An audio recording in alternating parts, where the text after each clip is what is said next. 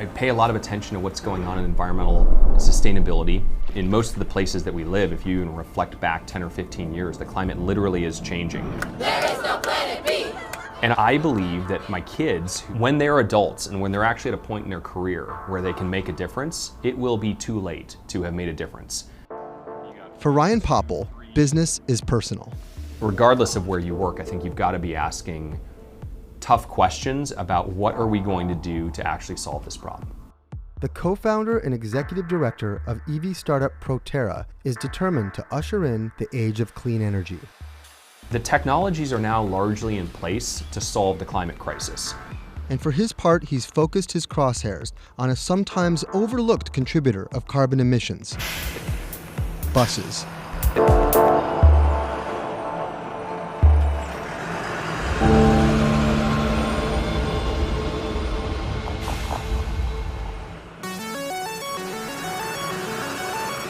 Buses and freight trucks combined comprise about 30% of the world's carbon emissions from the transportation sector.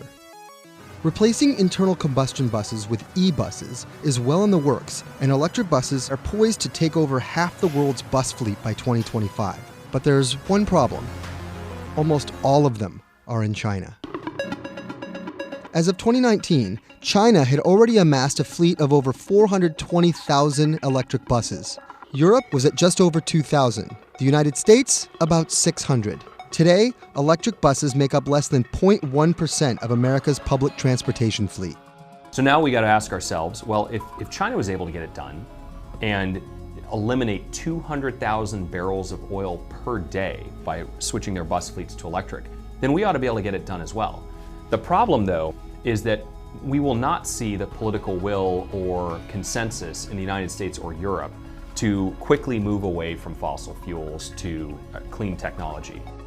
The good news is that while diesel buses have been getting more expensive, 3 to 4% per year, electric buses keep getting cheaper and they keep getting better, and they're a much better user experience. We want to win using market forces and be completely independent of whichever way the political winds are blowing. After college, I served in the US Army, and that's really what transformed my view around energy security. Just seeing how volatile some parts of the world are, in particular parts that we're very much dependent on for fuel production or petroleum supply. Every day the world needs about 100 million barrels of oil. And so that is absolutely an unsustainable situation. The answer to energy security is going to be finding alternatives to petroleum. It's not going to be trying to produce more petroleum. After his tour of duty, Ryan went to business school and landed himself a job at Tesla in its early years.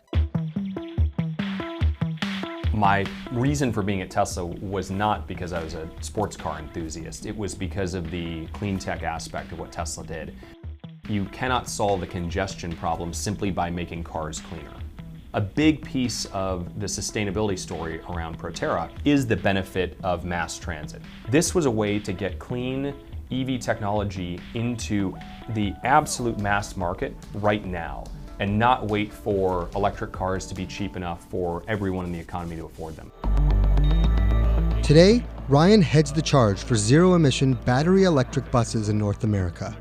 Manufacturing its own vehicles in facilities in California and South Carolina, Proterra has sold over 900 electric buses to transit agencies throughout the US and Canada, based on the promise of lower operating costs and less noise and pollution than diesel buses. The company says its city bus can go about 350 miles on a single charge, over twice the distance of an average city bus's daily mileage.